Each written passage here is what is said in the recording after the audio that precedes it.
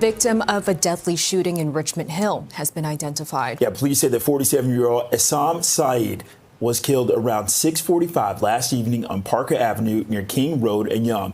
He was found lying in the street with gunshot wounds and was pronounced dead at the scene. Police say a Honda Pilot was found engulfed in flames near King and Dufferin shortly after and is believed to be connected to the shooting. Investigators are looking for at least 2 suspects.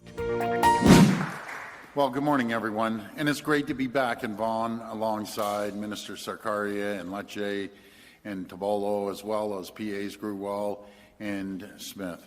Mayor Verbinovich, that's why I always call him Mayor Bear, from Kitchener, and Mayor Nuttall from Barrie, Mayor Del Duca, and Mark Baxter from the Police Association of Ontario.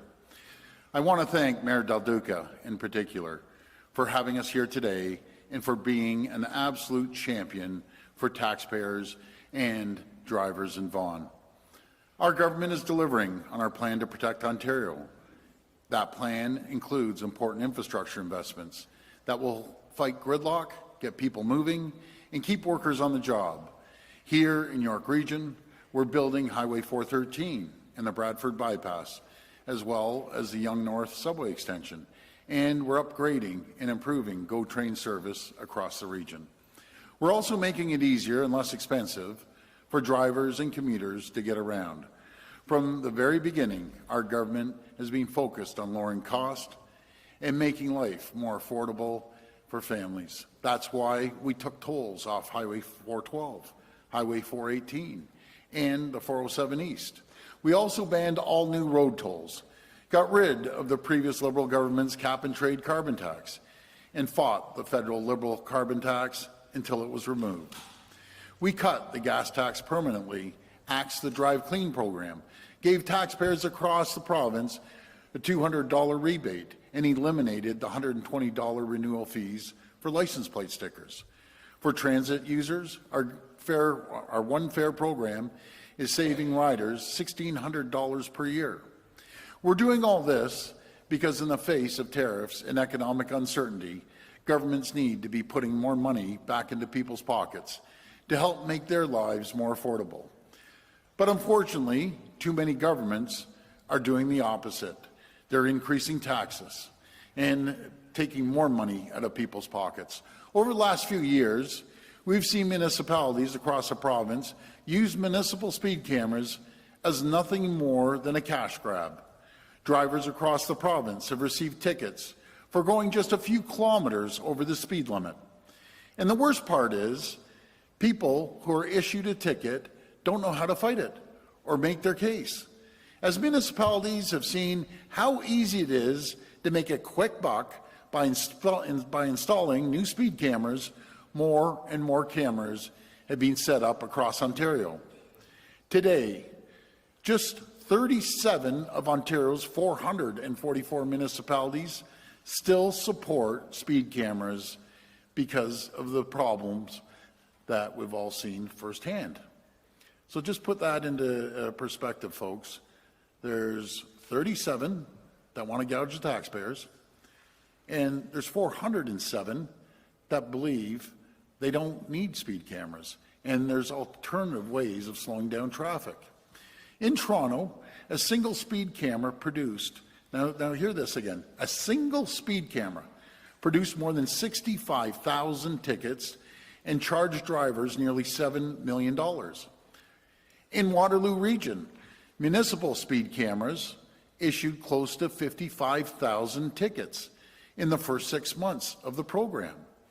And here in Vaughan, municipal speed cameras hit drivers with more than 30,000 tickets in just 3 weeks before Mayor Del Duca showed true leadership, stepped in and put a stop to it.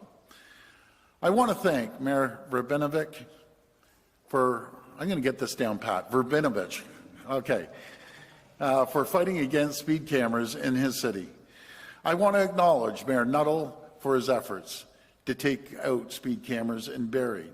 And Mayor Lovett from Stouffville gave me a call and told me he's taking them out and putting it in front of council this week. Along with all the other councils and mayors of the 407 municipalities that do not have speed cameras. These mayors are standing up for the taxpayers, and I'm grateful for their leadership, because enough is enough. In a few weeks, our government will introduce legislation to ban speed cameras in Ontario, to protect taxpayers and drivers and stop them from being gouged. Instead of punishing people retroactively with speeding tickets days or weeks after the fact, we're supporting practical, proactive traffic calming measures that stop people from speeding in the first place. That's the best way to protect taxpayers and protect our streets and communities. To help make the switch, we're launching a new fund for affected municipalities to install road safety measures that work. In the near term, later this fall, we will support the installation of large new signs, like you see behind us, in school zones where speed cameras have been shut off. We will have permanent signs in place, along with other traffic calming measures that really slow people down. This includes new flashing signs, like the ones behind us right here today, that will slow down drivers in school zones and protect students. It also includes speed bumps, roundabouts, raised crosswalks, curb extensions, and other types of enforcement that will keep communities safe without squeezing more money out of the taxpayers. For 25 years, Ontario has ranked among the top 5 jurisdictions in all of North America for road safety. We're going to keep investing in our roads and infrastructure, and we're going to keep lowering costs for taxpayers while protecting our streets and communities. Thank you, and may God bless the people of Ontario. The province's Special Investigations Unit has invoked its mandate after a multi-vehicle crash early Sunday in Scarborough that left a 14-year-old boy seriously injured. The province's police watchdog says the teen was behind the wheel of a car that collided with another vehicle at Kingston Road and Lawrence just before 1 a.m. The SIU says a Toronto police officer was attempting to pull over the speeding teen when the collision happened. 3 occupants of the other vehicle were not seriously injured. There's no word yet on charges or how long the intersection will be closed, but CP24 spoke with a resident who heard the collision. Well, we've been talking about these numbers all morning, and now we're getting some details. A new report from the Residential Construction Council of Ontario finds that nearly all municipalities in the Golden Horseshoe, well, they're getting a failing grade. This is in the construction of new homes, and especially given the downward trajectory of the economy is in the midst of. The consequences, according to ResCon, are dire. So joining us live this morning is Richard Lau, the president of ResCon. Richard, appreciate you joining us this morning to talk about this report. We talk so much about housing and real estate and borrowing costs, et cetera. But if you don't have the supply, you don't have any of the rest of the story. And it sounds like we are in real trouble in the GTA. We are, and we needed to have another look at the data, bring it up to date because we've been dealing with lagging data, and then look forward. And so this report really pulls it all together. Mm-hmm. And it's bad, and it's getting worse. Like if you look at the sales forecast, for example, in high rise, it's 89% condos. Low rise, we're down to we're 70% below where we should be. And to get back to that long-term average is going to take a lot. We can do it, but right now, we've got a problem. Yeah, I mean, we've heard, from the federal government, for example, this Build Canada project where they're kind of looking at modular homes and sort of using some crown land, et cetera. Are projects like that going to even come close to being enough to try to make up for this lack of, or this decrease right now? No, what they're looking at there is important because government has sort of bailed on the social housing part of things, so real attention needs to be paid there. But when you consider the fact that 90% of housing is private sector, those kinds of efforts, aren't going to make up for private sector investment and so on. And the technology that they're looking at there, which is good, we're actually going back to Germany in a month to look at the latest and greatest stuff. Okay. It's great, but it takes time. The investment in that takes time, and you're not going to get results right away. Whereas the market right now is dysfunctional. There are things we can do to fix it, though. So what can we do? Because I think that's the question. Is you've put out the report. Now let's talk about some potential remedies. So you have to put it in context. Ontario, within North America, is probably the hardest hit housing crisis jurisdiction. Why is that? Well, we tax housing like cigarettes, which makes no sense. That's designed to discourage consumption. We've got procedural problems. Process is everything in fixing problems, and data. So this is the data. Yeah. But the process through which you fix things is critical. And we're behind other advanced jurisdictions on building information modeling, digital twinning, big data analytics that we can use to model where we need to go and get there. Because we've got these various targets by various levels of government, but they're not connected with a real plan. So why do you think it is that we're so far behind then?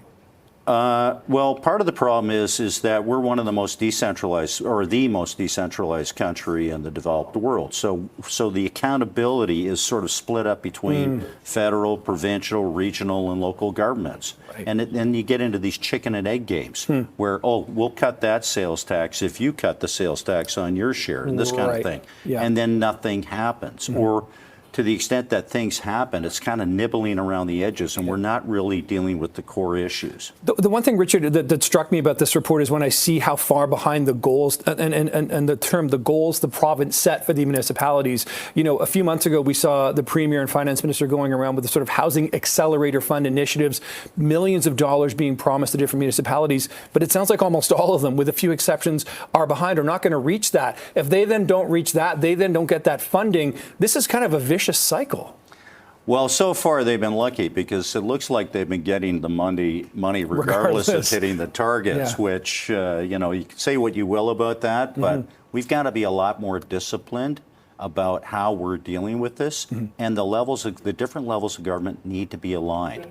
Like the federal plan has to be linked with the provincial plan, and municipalities are creatures of the province. So the province ultimately does have authority over what municipalities can do. Of course, they don't like to trample on municipality political rights, even though they have that authority. So you get these you know, and we're Canadians. We're polite. Yeah, we're polite. We don't want to do that, but we've got to do that because this is.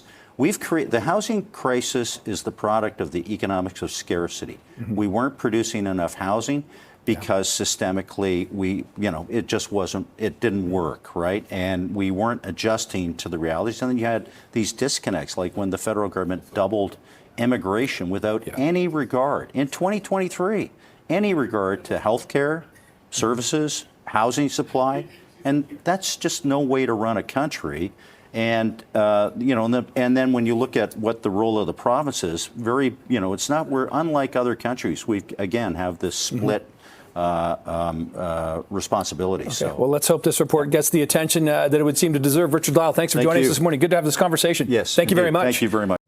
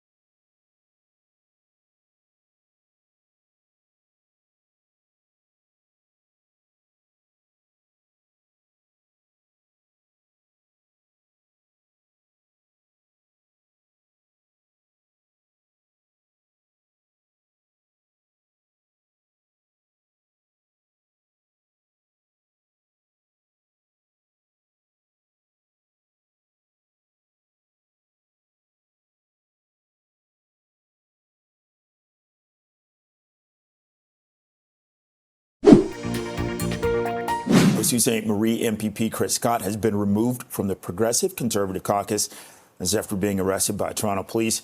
Sault Ste. Marie police did not provide details of the joint investigation into Scott. Now, the rookie MPP was elected in February. He served as parliamentary assistant to the Minister of Energy and Mines, Stephen Lecce.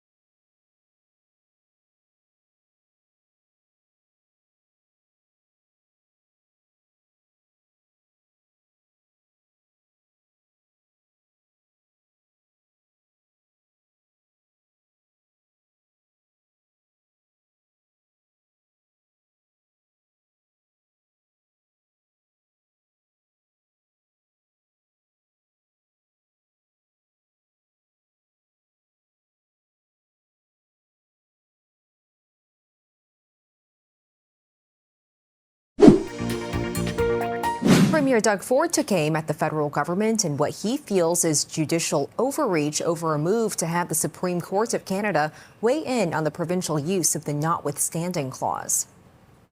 It's not just this premier. It's premiers across the country are on fire. This is the worst decision Prime Minister Carney has ever done, and it will be an absolute disaster. And I don't believe it's going to go through. It just takes Quebec and Ontario to block it. You need 2/3 of the premiers and 50% of the population. So why is he wasting his time? He should get back to work and focus on what areas really matter. Ford's comments come after the Carney government filed a factum asking the Supreme Court of Canada to set limits on how the Notwithstanding clause can be invoked. The government argued that provincial overuse of the Notwithstanding clause amounts to indirectly amending the Constitution. Joining us live this morning to talk about this is John Hamilton from Canada Post. John, appreciate the time. We've had the president of Cup W on saying they were kind of blindsided by this. It's been interesting to kind of watch this unfold. You know, Canada Post has kind of been outlining to Canadians like the financial losses, $1 billion last year, maybe $1.5 billion this year. The strike is certainly not helping them, generate any revenue here. So what is the kind of financial reality right now? And is this plan being put forward by the Liberal government now going to be enough to help save or sustain some or all of Canada Post? Well, thanks to both of you for having me on this morning. Absolutely. Our financial situation, I think to any objective observer, has been out there in the public, and it's pretty obvious with less and less mail each year and more addresses to deliver to. Our costs have gone up, and we have not been able to make the changes. So, we have lost billions over the last few years, but I think for taxpayers, they're now, bailing out the post office so we can keep the lights on. And the government yesterday said that's not going to be the long-term solution, and that's not what we were looking for either. So we understand that we need to make some changes because Canadian taxpayers are paying more and more for a service they're using less and less. So we need to adjust to what Canadians are looking for. This announcement yesterday allows us to make a number of changes that better aligns the Postal Service to the current needs of Canadians. Some regulatory requirements in there that were put in place as far back as 1994. So the world has changed. But unfortunately, the union has decided to go on a national strike rather than sit down and talk through these issues. They've been studied numerous times. You can even look back at the IIC report by Kaplan, and he has a whole chapter that's called Studied to Death, the number of times Canada Post has been studied, and the same conclusions have been come to, but until yesterday there was no action on them. So we're hopefully going to move forward. We need to put a plan together to share with the minister, and that's what we're working on, while also trying to get a new collective agreement. Mm-hmm. Yeah, there seems to be an impasse over the past 2 years, and the drama continues, obviously, with their most recent strike. From your perspective, why do you think they feel so threatened or appalled by this move to end door-to-door delivery? Well, I think it's a broader thing, and this has all played out in front of the public for at least the last year. And I think for Canadians to understand, why are we so far apart? Well, the last union's offer came forward with wage demands of 19%, 17 personal days on top of up to 7 weeks of vacation, an essential veto over any changes in our operations, some $2.8 billion in new costs over the 4 years of the agreement. So, as taxpayers, do you want to fund that? That's the problem we have. So we provide a service. Canada Post was designed as a user pay service. We have a mandate to be financially self-sustainable. The announcement yesterday was about getting us back on track, and we will be presenting a new offer, but we can't afford what the union has put forward. We need to treat our employees fairly. They do a great job, but we can't add at a time where taxpayers are keeping the lights on at the post office. Okay, it's going to be fascinating to watch and see how all of this does come together. Eventually, John Hamilton from Canada Post joining us again this morning. John, appreciate the time. Thank you. An arrest has been made, and police are searching for 2 more suspects in an East End stabbing. Well, the first suspect has long, dark brown hair and was last seen wearing a black mask, black sweater, camouflage pants, and black shoes. The second has curly brown hair and a brown goatee and was wearing black jeans and a gray shirt, white shoes, and carrying a black bag. Police say on September 20th, the victim was approached by 3 men near Pape and Gamble and stabbed following an interaction. A 20-year-old man was arrested and charged with assault causing bodily harm. Well, a Richmond Hill man is charged with sexually assaulting a woman after posing as a rideshare driver. 30-year-old Mohammed Shakil Zome is charged with kidnapping and uttering threats. Police say at around 3 a.m. Sunday, a woman was waiting for her ride near Major Mackenzie and Jane Street. The suspect claimed to be a rideshare driver and offered her a lift. He drove to a parking lot, stopped the vehicle, and sexually assaulted her. Police say he then threatened her, forced her out of the car, and drove away. Investigators are concerned there may be more victims, and anyone with info is asked to come forward. Number of people were injured in a collision involving a TTC bus earlier today. A pickup truck rear-ended the back of the bus on Lawrence Avenue near the Allen. Paramedics say 4 people were taken to hospital with minor to moderate injuries. Police are continuing to investigate the crash.